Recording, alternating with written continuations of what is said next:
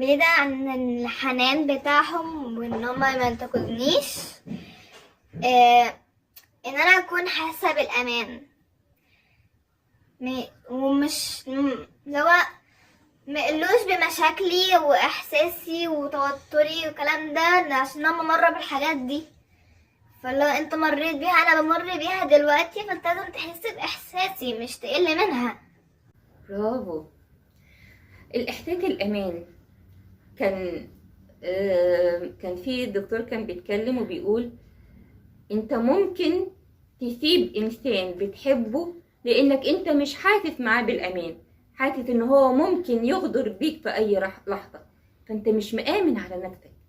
لكن ما تقدرش تسيب انسان انت حاسس معاه بالامان ومش خايف منه. اذا احساس الامان هو اول احساس بيدور عليه ولادنا.